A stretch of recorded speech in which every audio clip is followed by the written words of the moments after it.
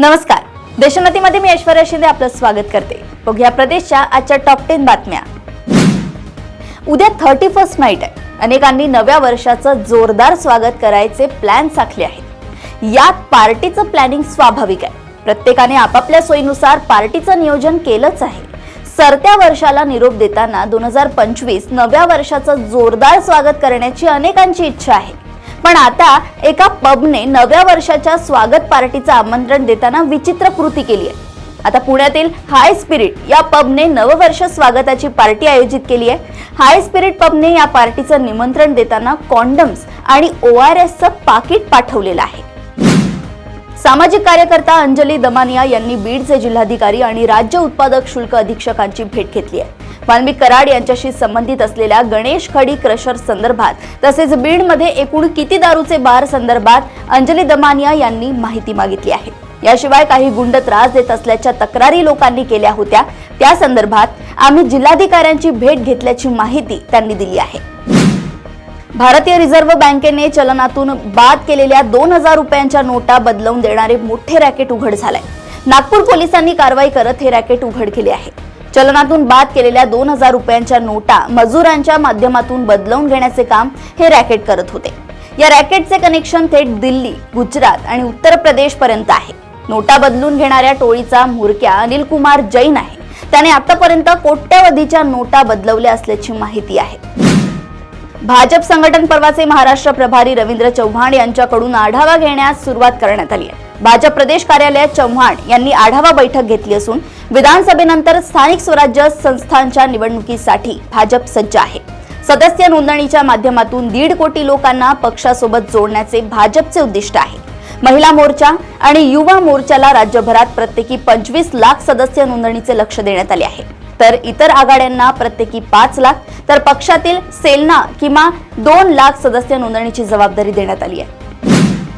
कोरेगाव भीमा येथे 1 जानेवारीला होऊ घातलेल्या शौर्य दिनानिमित्त पुणे पोलिसांकडून जय्यत तयारी करण्यात आली आहे। दरवर्षी 1 जानेवारीला राज्यातील अनेक बांधव तुळापूर येथील विजय स्तंभाला अभिवादन करण्यास येत असतात। यंदाही कोरेगाव येथे शौर्य दिनानिमित्त सभेचे नियोजन करण्यात आले असून त्यासाठी वाहतुकीच्या मार्गात अनेक बदल करण्यात आले आहेत। या ठिकाणी कोणत्याही प्रकारचा गोंधळ होणार नाही याची काळजी घेण्यात आली आहे। राज्यातील प्रशासनात आणि पोलीस दलात येत्या काही महिन्यात मोठे बदल होणार आहेत। अनेक अधिकाऱ्यांना पदावरून हटवलं जाण्याची शक्यता आहे। आठवड्यापूर्वीच बीडच्या पोलीस अधीक्षकांची उचलबांगडी करण्यात आली। सरपंच संतोष देशमुख यांच्या हत्या प्रकरणाच्या तपासात दिरंगाई केल्याचा ठपका त्यांच्यावर ठेवण्यात आला। त्यानंतर आता मुख्यमंत्री देवेंद्र फडणवीस प्रशासनावरील त्यांची पकड घट्ट करण्यासाठी बरेच फेरबदल करण्याच्या तयारीत आहेत। आपल्या वादग्रस्त विधानांमुळे चर्चेत असलेले आणि फडणवीस सरकारमध्ये मंत्री झालेले भाजप नेते नितेश राणे यांनी आता केरळची तुलना थेट पाकिस्तान सोबत केली आहे। केरळ हा मिनी पाकिस्तान झाला आहे, त्यामुळे लोकसभेतील विरोधी पक्षनेते राहुल गांधी आणि प्रियंका गांधी तिथून निवडणूक जिंकतात असं वक्तव्य राज्यमंत्री नितेश राणे यांनी केलंय।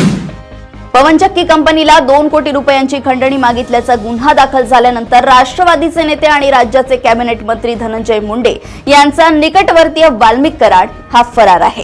केस तालुक्यातील मस्साजोगचे सरपंच संतोष देशमुख यांच्या हत्या प्रकरणातही वाल्मिक कराड याचा सहभाग असल्याचा आरोप होतोय। या पार्श्वभूमीवर कराड याच्या अटकेसाठी तपास यंत्रणांवर सर्व स्तरातून दबाव असून त्याच्या अटकेसाठी CIDची विविध पथके प्रयत्नशील आहेत।